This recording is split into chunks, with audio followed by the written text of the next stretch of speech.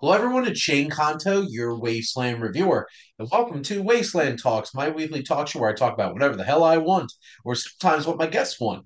And in this particular instance, I have my buddy Rod here, the president of the Johnson Fan Club. And Rod, we're here to talk about Dakota's top five films. So, Rod, thank you so much for coming on, and you're welcome for this excuse.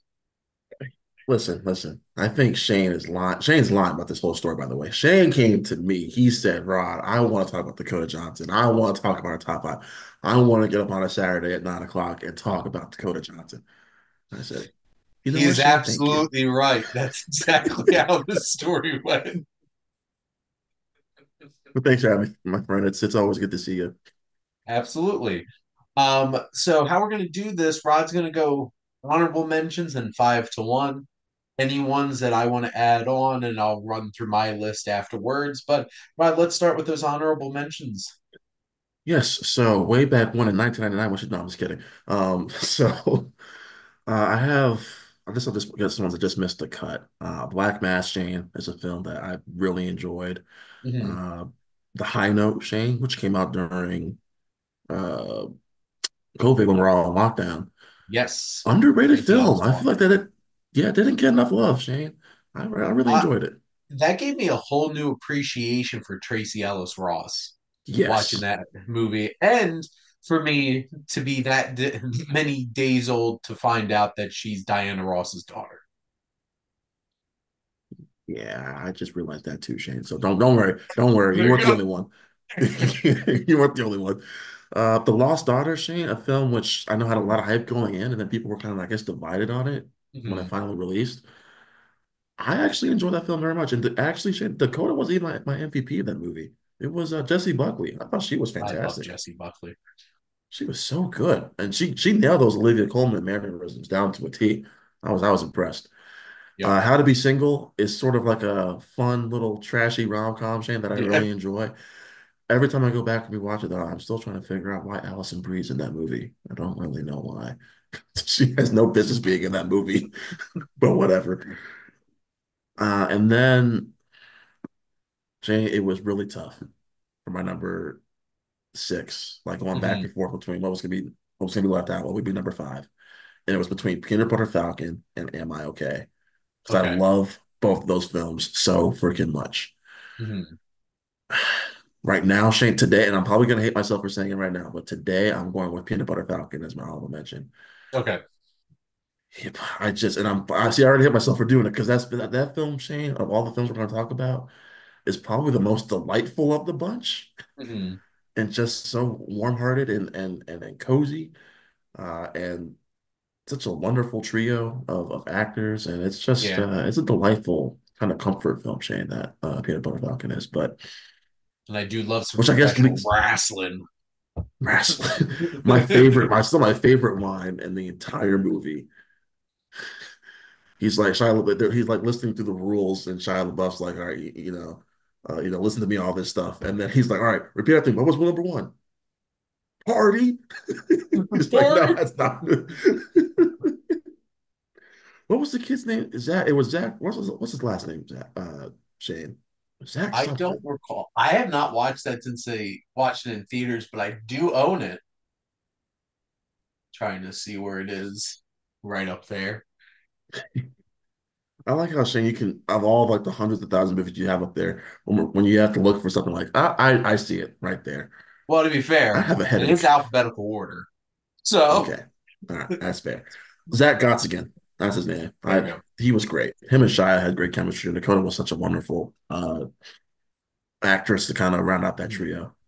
But Shane, number five is Am I Okay? And it's a film Yep. Shane I actually saw at Sundance. Not at Sundance, but virtually. I didn't actually Yeah. go to Sundance, but virtually. And I was like, is this movie ever going to get released? Because, Finally. yeah, I mean, it had been 2 years because it was the same year that another film I'm going to talk about on this list came out. And that film came out that summer, I believe. So I Mhm. was like, okay, am I okay? When's it coming out? And then we got a trailer for it like a month before release. Yeah. Shane, this it's a coming out, Mhm. coming of age story. And I'm a sucker for those kind of films. Love Simon comes to mind, and this movie so heartwarming and it's hilarious. And Dakota Mhm. Johnson's really she's I can't say it's her most vulnerable performance because it's another film we're going to Mhm. talk about. You and I are going to talk about that's probably her most vulnerable performance she's ever Yes. given. But this is the kind of role in movie Shane that just fits her. It's where she can be her awkward, kind of corny self. Yeah. And I know Tig Notaro directed it. I'm trying to think of Shane, who was the actress? She goes up at Sonia Mizuno. Yep. Uh, she's playing back and forth off as her best friend. She's wonderful. They just have this Mhm. great chemistry. And yeah, it's just one of those scenes with like Dakota's kind of finding herself. Mhm. It's just a heartwarming tale, Shane. Tale movie. Absolutely. I really enjoyed it. This one was one of the two movies that I was struggling with what number five was going to be. Mhm. And I didn't wind up picking this one. I was so darn close because I did love this movie when this Yeah. finally dropped on Max randomly this year. So Well, I mean, look, it wasn't gonna make any money if it came into theaters. It just wasn't. I that's mean, fair. I would have saved it, but It would have made enough money thanks to Rod specifically. But alrighty, what do you got for number four? Number four is a movie that also came out at Sundance, but I didn't get to see it at Sundance. It came out 2021, and that is Our Friend. Okay. Her, an actor, also starring Yep. an actor that you and I were just talking about, Shane, Jason Segel and Mhm. Casey Affleck. This is what I told Ben, this is the depressing kind of hangout movie Mhm. because, we're following these three friends, but you're not really having the best of times with them because of what Dakota Yes. Johnson's character is going through in this movie. A lot of And baggage. there's a lot of baggage. And it is so much more than just the cancer storyline, right? It's Yes. her and Casey Affleck's marriage Mhm. and Jason Segel trying to figure his own stuff out, working at this store, also trying to be a a sporting goods store, but also trying to be a comedian and figure out his own Mhm. relationship with his own girlfriend, who's like, let's move in, let's start our life together. While he keeps hanging out with Dakota Johnson and their family for good reason, right? But Mhm. he's also avoiding his own problems or his own not problem Shane, but life issues he's got going Yeah. on. And everyone here, Shane, is just giving a tremendous performance. But hats off to Jason Segel in this movie, Shane. Mhm. Shane, I feel like still doesn't get the credit he deserves for how great of an actor he actually is. I don't know if it's because of 100%. How I Met Your Mother, but he is so good in this movie. Um, I I made me loved him in this. happy because he hadn't been in anything Yeah, it in a had been a while. minute. Yeah, And seeing him pop up in this was so nice. And I'm convinced the reason that he isn't taken seriously is because how many times you see his penis in Forgetting Sarah Marshall, which yeah, yeah. I love that movie. Oh, it's And wonderful. It's great. there's some really emotional things he's trying to deal with. It's just that he's so damn funny doing it. But obviously, this isn't about Jason Segel. But if it were, I would definitely be quoting Well, Sarah it Marshall. kind of is though, Shane, right? And it kind I mean, you're focused on Dakota Johnson mainly because of, Yeah. like I said, the cancer storyline, but in a way, we spend a lot. I feel like we spend like our majority of our time through Jason Segel's eyes. Oh no, he is my MVP for our friend, like Yeah. for sure. And this was another film that came out right around. Because did this come out before the pandemic? I feel like this So was this was right. I don't think theaters had fully opened back up yet because this was a 2021 release. okay. When it finally did come out, but I think I yeah, definitely It was paid like January, 20. February. I definitely paid $20 to rent it at home. Oh, There I'm you saying I go. bought it as soon as I saw. I was like, buy. I'm buying this, There you go. and I've loved it ever I since. wonder why. Yeah, Casey Affleck. Yes, that's 100% why Rod bought this movie for sure. But yes, three strong performances and love Jason Segel. But Rod, what's your number three? So this is the film, Shane, that actually got me into my admiration Okay. of Dakota Johnson here. Uh, no, Shane, it's not 50 Shades of Grey. Don't worry, it's not 50 Shades. It's actually Bad Times at the El Royale. There you Uh, go. one of my all-time favorite films, Shane. I love this movie, and this is Mhm. this is Drew Goddard, who directed this. He wrote this too, right? I'm pretty sure, yeah. Yeah. And I actually saw this with my mom, and I had very little expectations going into this movie, Shane. And I walked out completely stunned and just like I went into this because I was like, this stacked or this tack is cast. This cast Yeah. is stacked. Hmm. Um, Jeff Bridges, who I could actually understand this time around. Thank you very much. Cynthia Erivo, who was probably my MVP of this Oh, she movie. stole this movie. She was wonderful. Chris Hemsworth as the villain, Hmm. Chef's Kiss. His Lewis his Pullman, audition for Dementis. basically, basically. And then John Hamm being John Hamm, right? I mean, John Hamm is just, he's great and everything, but this is just John Hamm being John Hamm, I feel like. And then Dakota Johnson and Kaylee Spaney, who this is my first Yeah. exposure to Kaylee Spaney. She was great. But yeah, Dakota was wonderful in this. Hmm. I loved the story. It doesn't have the same kind of linear storytelling as our friend did, but it jump cuts a lot between past and present in terms Yep. of we're catching up on how these characters got here, and I love that a lot. And then just trying to put the pieces together, Shannon. What's going on? And a former president is involved in this. Don't want to say how. I thought Shane, the whole California and Nevada thing would be more Hmm. into a bigger impact to the story. It wasn't really. It was just kind of like a cute little thing they had in there. Yeah. The prologue was great though. I love the prologue with someone from Parks and Rec, who I won't say, but I love Yep. that short little prologue we had in there. But yeah, this movie is great, Shane, because it always keeps me guessing. This is one of those films, Shane, too. I go back and rewatch every year. It has high entertainment value. There's some good emotional beats in here, especially with Lewis Pullman's character Yeah. when his sort of heel turn happens in the third act. I love that. The third act of this movie, too, Shane, is great when Hmm. Hemsworth finally catches up to a certain character, Yes. and that's when all the revelations start happening, right? It's a great movie, Shane. It's a great movie. I remember seeing this with a group of friends, and some of them being like, "This is just like a Tarantino ripoff," or it just being like, That's where I thought it was just. going to be, Shane. Yeah, And then I'm just sitting there. I'm like, "You're wrong. This was amazing. This is my number three film that year when this came out, and I thought Jeff Bridges and Cynthia Erivo were incredible and great. deserved attention, like awards attention. But alas, this one kind of flew under the radar and didn't get a whole lot of attention, which is a shame because this movie is amazing and why I Shane, own it on 4K.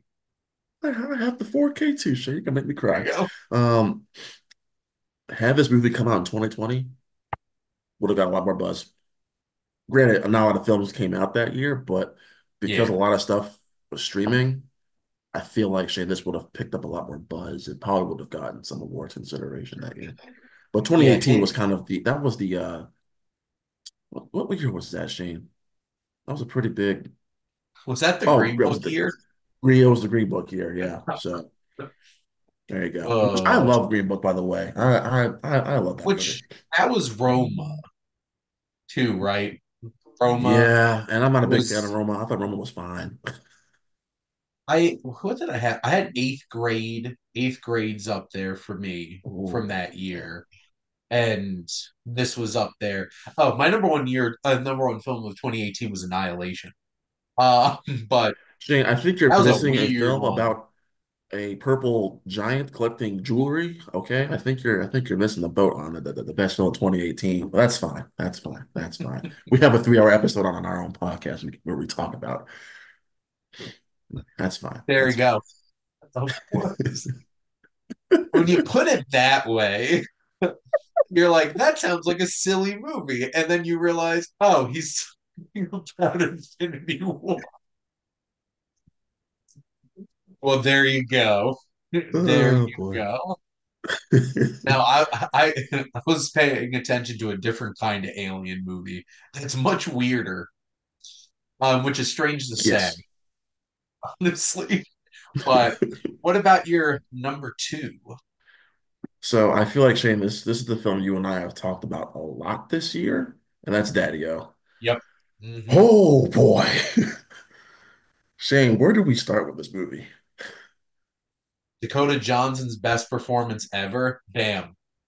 Yes, yes, 100%. This is her crown jewel right here, Shane. And it's funny because it takes place in a taxi for 90 minutes. Yes. And I was getting worried, Shane, because my one worry going into this movie was, how are they going to pull this off for 90 minutes? Because I know New York is big. I visited New York a lot. I know New York is big, but not 90 minutes. Come on, come on. Traffic. Get there. There you go. Traffic. And I think one of my rewatches, and I timed it. I think they spent like 30 minutes in that just sitting there. Um, I've been there. I know yeah. that's true. So it makes sense. Like any other state, maybe like, unless California was standing, but any other state, Shane, I would be like, BS. No way. But it works here. And I'll go back to Dakota Johnson, Shane. But when I Mhm. walked out of that movie, I said to myself, is this Sean Penn's best performance since Milk?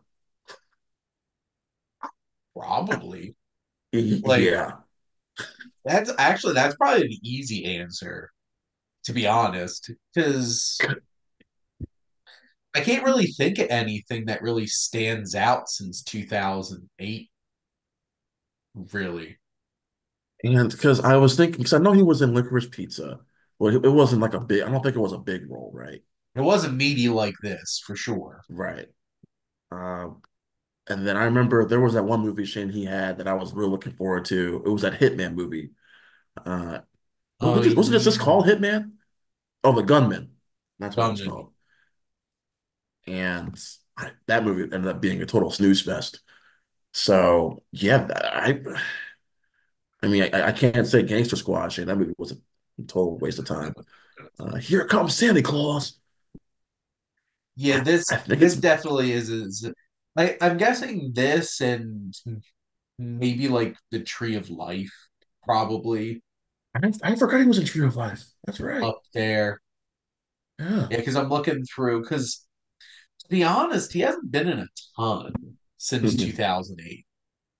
Yeah, I would put this up there with Milk and Mystic River as some of his best work. I haven't seen Mr. River, so I have seen Milk though, and I think that's still my favorite performance of his, but Daddy is probably number two. Shane, what he did here, Yep. because he did a lot, because you learn a lot about both characters. You definitely learn a lot more about Dakota Johnson, but you learn a lot about Sean Penn just through his face and his Yep. face interact his mannerisms in his face. And I was like, okay, okay. And then I remember Shane, I texted you after I saw it. I forgot exactly what I said to you, but it was in the lines of I cried about that pregnancy reveal. Holy crap. Hmm. I did not see that coming. And like it wasn't meant to be like a big twist or anything, but Yeah. it gets you. I didn't think the movie had another Bam in it. And the best part is Sean Penn's character didn't think that Dakota Johnson's character had another Bam in her. Right. And then it hits and he's just like, I'm done. Like, Yep. and and it worked perfect because that's where I feel this movie needed to end. It Exactly was the how it did. perfect ending. That moment where he looks at her as she's going into the house, like it was almost like because a big thing in this movie too was her own father issues, Yep. um, and her relations with another man who was married. Hmm. Sean Penn felt like the dad character too, like the father she wished she could have had, Hmm. right? You know, Maybe not should have had, but she wishes she had. I don't know, Shane. That's kind of how I interpreted it as. it felt like Uh, she got but some of that. Shane, I lost you. Up. Oh, there we go. Okay, you're So back. Yeah, it felt like the kind of relationship and connection that she never had. But she turned out fine.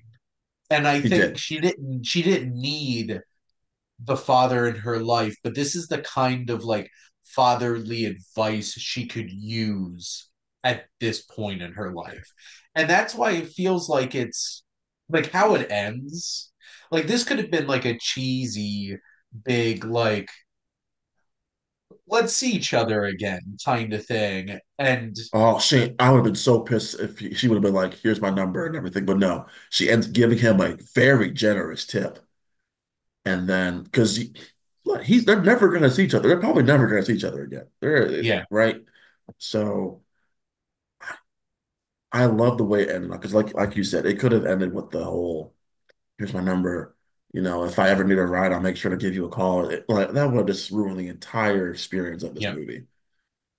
And then going back to Dakota, yeah, this is a heartbreaking performance from her. And like, excuse me, I was teasing earlier, her most vulnerable.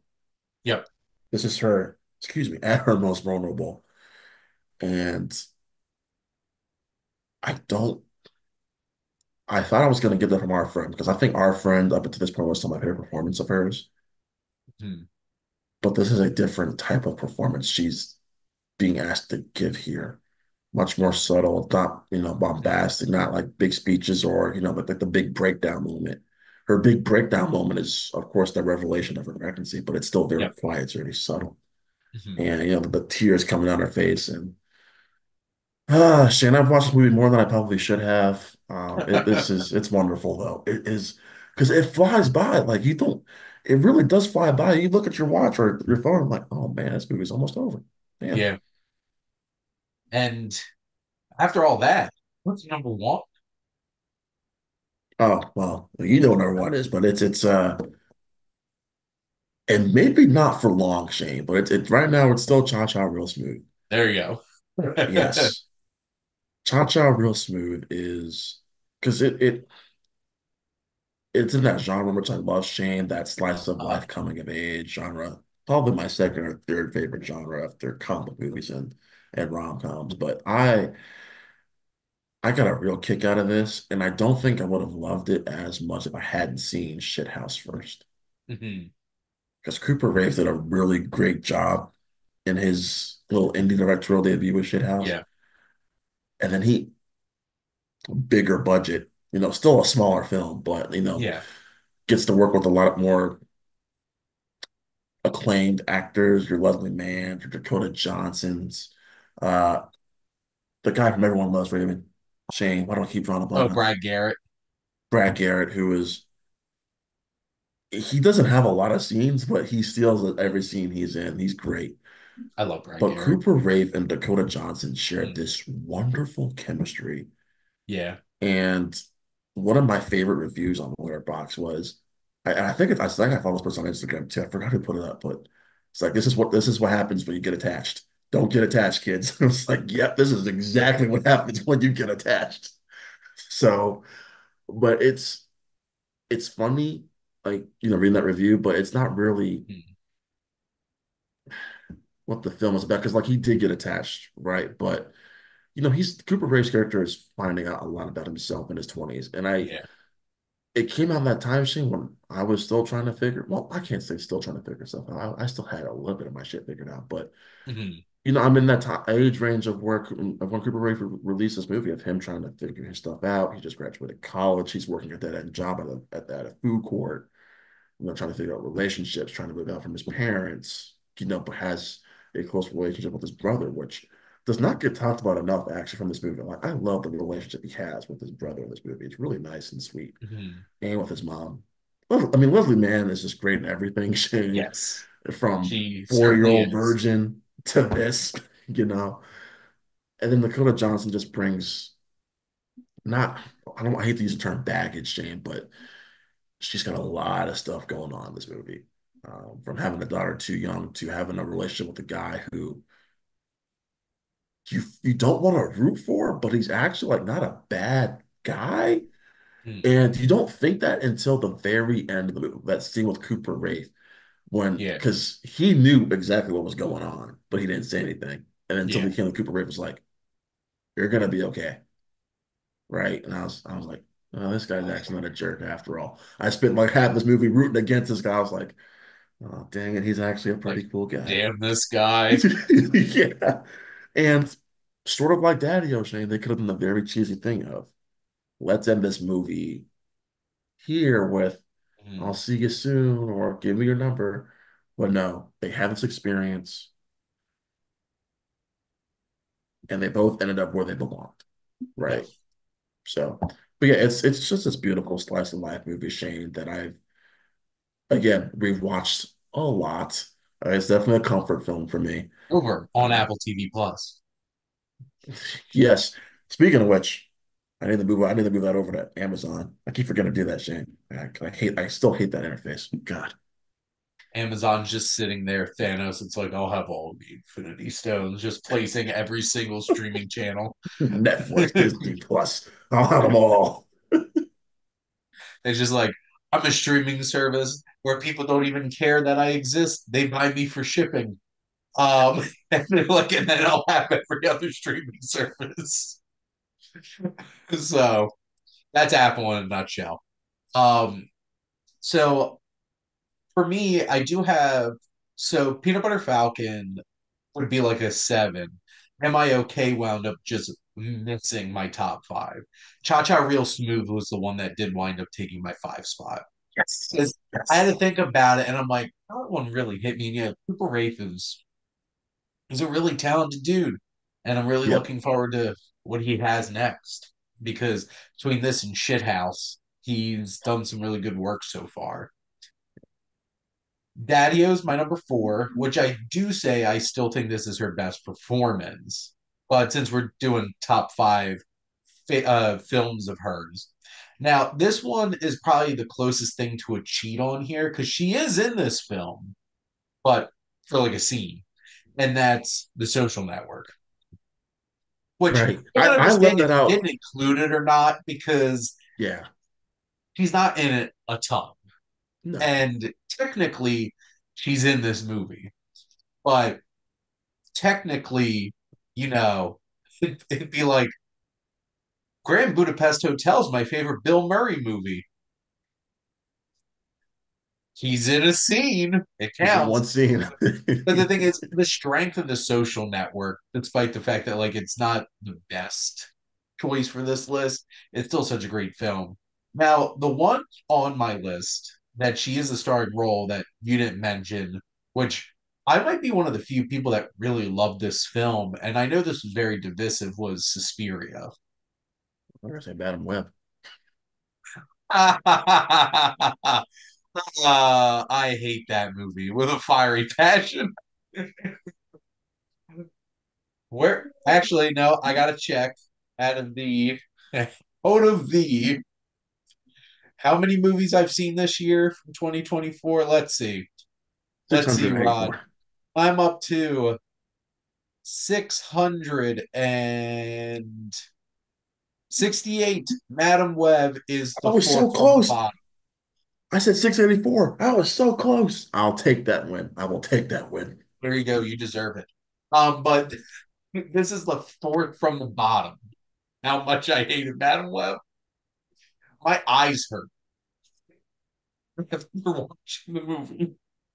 So literally, because how poorly put together some of the scenes in that movie are. But we're here to talk about Suspiria, which it's a messed up movie. Movie It's messed me up, like man. Dario Gento's version is very giallo, very like bright, and the goblin score and just like crazy atmosphere. And then you have the horniest director in Hollywood, Luca Guadagnino, getting his hands on this and making a very Their second unsexy, collaboration. yeah, very unsexy, very uncomfortable, and very disturbing movie. Which Yeah, There's that's moments in this movie where I squirmed in my seat in the theater because of some of the body horror. And this is how you do an adaptation and make it feel different. hmm Because very much it's still the same story about a witch's coven and a dance school and stuff like that. But I feel like this was the first Dakota Johnson performance for me that I'm like, because like I completely wrote her off to be perfectly frank because of like 50 Shades of Grey and stuff like that. forget you did forget that's fair. Yeah, And absolutely. then watch this because this came out in 2018 too. And I'm trying to remember if I saw this before El Royale, which we'll get to in a second. But this is disturbing film and crazy and really incredibly put together. The real MVP of this movie is Tilda Swinton, seeing as she Mm. plays three different characters: an old man, um, the main witch, and then the disturbing blob of Mother Suspiria at the end of the movie. But this is wild. This is a wild movie, and I was about it. So there it is. But number one's Bad Times to El Royale because I love this movie, and this was incredible from start to finish. The vibe is everything I wanted it to be. So cool. The soundtrack, Yeah. to all the production design, the costume design. Seriously, Cynthia Erivo. Oh, why'd she have to do that superhero Harriet Tubman movie that did her no favors? Because she's really hoping that Wicked makes her a star Yeah, that she deserves. I think it will. You know, Cynthia Erivo did another movie the year after Steve McQueen, Widows, which Yes, was really underappreciated, good. Yeah. And she's great in really that movie too. underappreciated. hmm Because that one completely flew. Like that had awards written all over it, and then showed up, and then nobody talked about. Well, you know, 2019 was a very, very crowded year, Shane, as we know. Yep. And I think it came out around that time of like Ford v Ferrari, Jojo Rabbit, The Lighthouse. I mean, it was all kind of all Not bunched enough together in that. dads went to go see Widows. All the dads went to go see Ford v Ferrari. I mean, can you blame them? No. No, I can't because I love that movie too. Yeah. So, but yes, so Dakota Johnson, an actor that does not get enough credit, and thank you, Rod, for coming on to make sure that she does. Shane, like I said, anytime you want to talk about Dakota Johnson, Emily Blunt has been actually, we got to do an Emily Blunt one. Oh, I'm down for Emily Blunt one because All right. God, I love Emily Blunt. Wonderful. Wonderful. All right. See y'all soon. But no, thank you. We'll pencil that in beginning of next year, which is weird because that's 2 months away. It Ah, is. No, I appreciate you having me on, Shane. It's always a pleasure seeing you. I know we talk a lot, but it's always a pleasure seeing yeah, you face to face, and we can talk about there you movies go. for a little bit. And thank you all out there for always tuning in and supporting your Wasteland Reviewer.